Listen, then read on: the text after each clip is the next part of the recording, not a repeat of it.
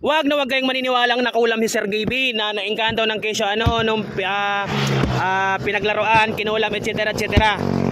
Hindi yun totoo. Hindi yun totoo. Ako na nagsasabi sa inyo, hindi yun totoo. No hard feelings ha.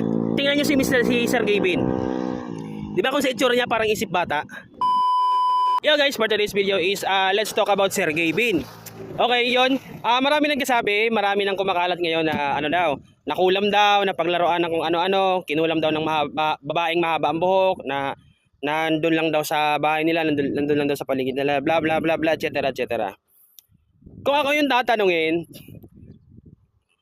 hindi yun totoo. Hindi yun totoo. Kasi ako, kung may nakakilala sa akin, hindi ko naman sinasabi yung pinagyayabang ko. Proud ako na dapat may makakilala sa akin. Way back 2024, ito yung post ko. Yan, post nyo na lang para mabasa nyo. So yun, yan yung post ko dati. And minasama ng iba, na-feature pa tayo doon sa hindi ko na ngayon mahanap na-feature pa tayo sa isang channel doon sa YouTube.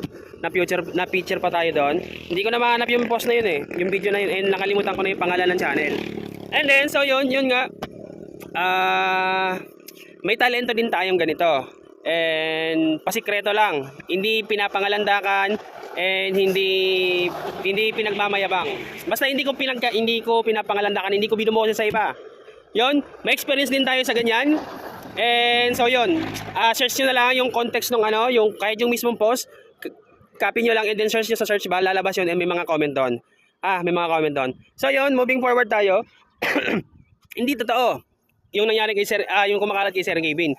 Kasi para sa akin, yung tinatawag na hyperventilation induced tetany. Yun. Yung hyperventilation guys, teka lang. Yung hyperventilation, medyo English yung scientific term talaga yun Yung hyperventilation gas, hyperventilation guys. Yung hyperventilation guys, yung tipong, yung hindi normal yung paghinga mo, pero mabilis, pwedeng malalim yung paghinga mo. Yung tipong nasusobrahan na sa carbon dioxide yung katawan mo. Yun, ang mangyayari noon, talagang bababa yung yung anong tipo doon, anong tawag doon, yung tipong magre-resulta ng tetany. Yung tetany guys na tinatawag, yung paninigas ng katawan, yung kasama sa vlog nila, yung gumaganon yung kamay nila, yung ganon. Yun, maraming carbon dioxide yung lumalabas sa ang tawag dito sa katawan ni Sergey Bin. So yun, bumababa yung carbon dioxide sa dugo. Bumababa. So ang tendency, magiging sensitive yung mga kalamnan talaga ni Sergey Bin. And kung mapapansin nyo, para sa akin, dahil to doon sa vlog nila yung mga 20,000 pesos, yung worth 100,000 pesos na tagbebente, yung buong bilog na bente, yun, pagod doon. Kung